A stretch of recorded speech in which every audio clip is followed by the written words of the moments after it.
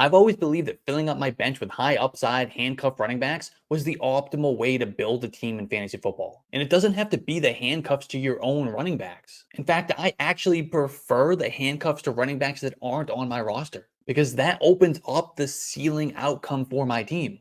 Then all it takes is for a starting running back to get injured, and all of a sudden I have a new starter in my lineup. We see this happen every year. Sometimes it's only for a few weeks, other times it's for a longer stretch. But either way, it can make a huge difference in the outcome of your season. And because I'm so obsessed with hoarding these handcuff running backs, I've set out to rank my favorites for 2024. So here are my top 5, plus a few honorable mentions. Let's start the countdown with my number 5 handcuff running back for 2024, and that's Tyler Allgeier, who is the apple of Arthur Smith's eye last season. Old Artie just could not help but to keep putting Tyler Allgeier on the field ahead of Bijan Robinson. He even let Tyler Allgeier lead the team in red zone touches. But Arthur Smith is gone, and the new coaching staff has done nothing but talk up Bijan Robinson all offseason. So that means rather than being part of a dual backfield, Tyler Allgeier is going to be more of your traditional handcuff in 2024. And that's okay. Tyler Allgeier will play that role perfectly. He will be the clear-cut number 2 running back who will assume a workhorse role if anything were to happen to Bijan Robinson. And we've seen him have success with that type of workload in the past, so we know exactly what we're getting. Remember, back in his 2022 rookie season, Tyler Allgeier averaged just under 5 yards per carry on 210 rush attempts after taking over the backfield in the second half of the year. And that resulted in over 1,000 rushing yards. He had 5 games with over 100 yards from scrimmage, and he finished the season with 4 straight top 16 fantasy performances. So if Bijan were to go down, Tyler Allgeier would slide right back into a similar role. He would benefit from volume plus some touchdown upside on what is expected to be a much improved Falcons offense. That would make him a weekly starter in fantasy football and a guy that we can trust for consistent top 24 performances. So while it looks like the standalone value won't be there anymore, Tyler Allgeier still holds value as one of the top handcuff running backs in fantasy football. My number 4 handcuff running back for 2024 is Packers rookie MarShawn Lloyd, who should have no trouble beating out A.J. Dillon as the RB2 in Green Bay. And that puts MarShawn Lloyd squarely in position to take on a significant role in one of the league's ascending offenses if anything were to happen to Josh Jacobs. And Jacobs did miss 4 games last season while his efficiency metrics were down across the board. And if MarShawn Lloyd was thrust into that RB1 job, he would be a weekly must start in fantasy football. He is bursting with athleticism and raw talent, and he's a big running back with sub 4.5 speed and an all-purpose skill set.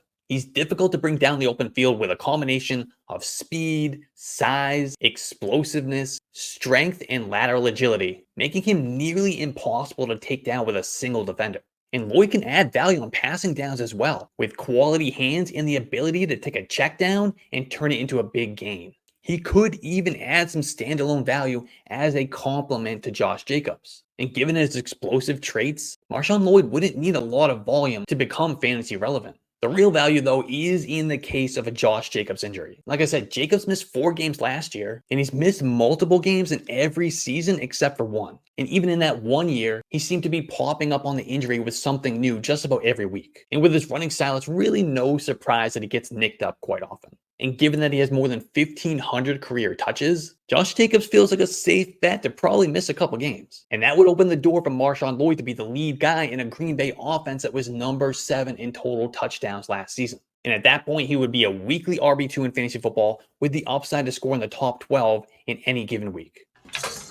My number 3 handcuff running back is Zach Charbonnet, who came in as a second-round pick in 2023 and had a pretty solid rookie season as a complement to Kenneth Walker. He'll likely fill that same role in 2024 with the chance for some more touches. Charbonnet caught 33 passes as a rookie, a number that could be on the rise under a new coaching staff that promises to turn up the dials on the passing game. And compared to Kenneth Walker, Zach Charbonnet is the better receiver of the duo, and he stands to benefit from that more modern offense. With that said, Kenneth Walker will continue to lead the backfield in carries and total touches, capping Zach Charbonnet's fantasy value outside of a Kenneth Walker injury. But that's exactly why we are drafting Zach Charbonnet, for that contingent upside.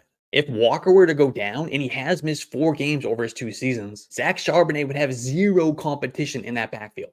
He would be the full-blown bell cow, dominating the touches in both the run game and as a receiver out of the backfield.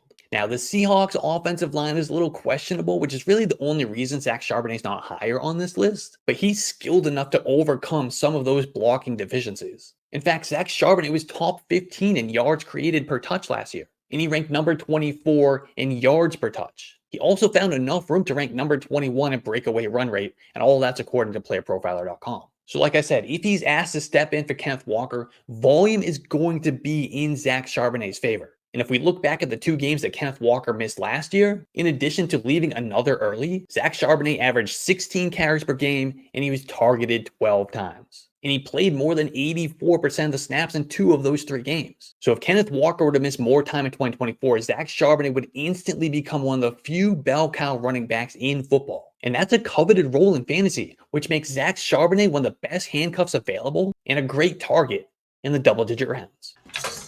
Trey Benson has all the elements that we look for in an elite, high-end handcuff running back. I mean, to start, he's backing up a fragile 29-year-old James Conner. And even in his younger years, James Conner's never been able to stay healthy for a full season. In fact, he's played more than 13 games in a single season just 1 time in his career. So it feels like a pretty good bet that Trey Benson's going to be starting games at some point during his rookie season. And whenever that happens, he's going to be in fantasy lineups as an RB2 with high-end RB1 upside. He would immediately take on a bell cow role in what I expect to be one of the NFL's top 10 offenses. Am I crazy for thinking that? I mean, the Cardinals have a healthy Kyler Murray with improved weaponry and an upgraded offensive line. So I think we see this offense surge in 2024, which will create plenty of fantasy scoring opportunities for whoever is leading that backfield.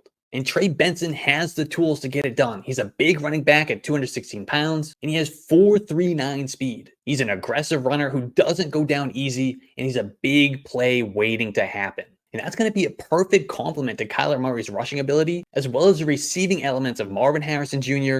and Trey McBride.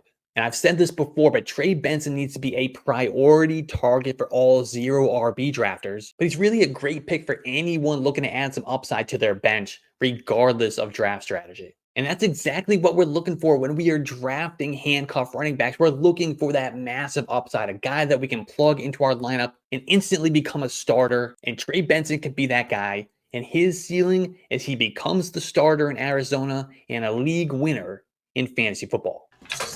We all agree that the best part of fantasy football is the draft, right? I used to have to stop myself from drafting too many teams because how am I going to manage that many rosters during the season? I don't have time for all that.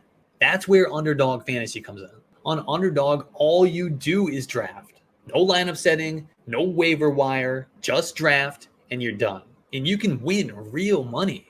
I'm drafting teams everywhere I go. I'm drafting in line at the grocery store. I'm drafting while I'm cooking dinner. And don't tell my boss, but I'm drafting teams on Underdog all day while I'm at work. There's no limit. So get on Underdog Fantasy, use promo code YARDSPER to get your pick'em special and your $250 deposit bonus, and start drafting morning, day, and night. And my number 1 handcuff running back for 2024 is Blake Corum. And yeah, I know Kyren Williams was a fantasy football sensation in 2023, but he's a former late round pick who tested with subpar athleticism and he's undersized. So it wasn't shocking to see the Rams go out and use a day 2 pick on our running back. I'm not saying that Blake Corum is going to come in and just push Kyren Williams aside and become the RB1 in Los Angeles right out the chute. I'm not saying that's not going to happen either, but that's a conversation for a different day. My thoughts on Kyren Williams are pretty well documented at this point. But let's say Kyren Williams does remain the RB1. That would make Blake Corum potentially the number 1 handcuff running back in all of fantasy football. And Kyren Williams dealt with a number of injuries that forced him to miss games in 2023. He's not built for that full-time workload that he was receiving. So it seems inevitable that he's going to miss games. And that would open the door for Blake Corum to step into that RB1 job. And we know that's a significant role because Sean McVay tends to lean very heavily on whoever is his starting running back. In fact, Kyren Williams led all running backs in the NFL in touches per game and snap share last year. So if that's Blake Corum's job for any stretch, he's going to receive a ton of touches, much like he did over the last couple of years at Michigan. And that might be all it takes for Blake Corum to take over this backfield altogether, even when Kyren Williams is healthy. That's because Blake Corum is just a better fit for what the Rams want out of the running back position. He's big, he's tough, he's athletic, he runs hard, he protects the football, and he can keep quarterback Matthew Stafford upright in pass protection. Blake Corum is a proven talent who's just waiting for that opportunity. And whenever that happens, he's going to be the bell cow running back with a 75+% opportunity share, one of the league's most explosive offenses. And there are going to be plenty of red zone and end zone opportunities for whoever is leading that backfield. So once the double-digit rounds of fantasy drafts come along, Blake Corum needs to move to the top of your priority list. He has league winner written all over him.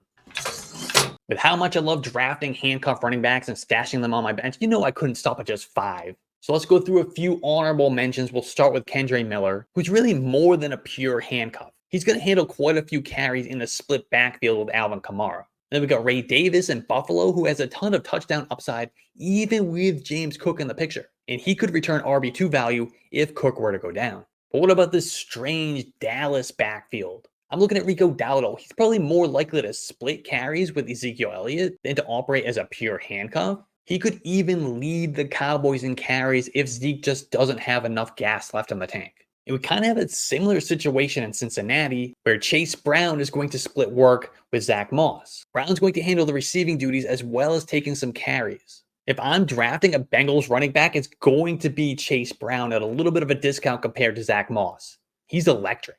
And then in Minnesota, we got Ty Chandler. He's backing up an old running back in Aaron Jones. And I think he could end up with some more standalone touches than he's being projected for. And finally, Roschon Johnson. My love for Roschon Johnson will not die. But my biases aside, he could legitimately push DeAndre Swift for starter snaps. And with an all-purpose skill set, Roschon Johnson could be an RB2 in a good Bears offense if he's given the chance to lead the way.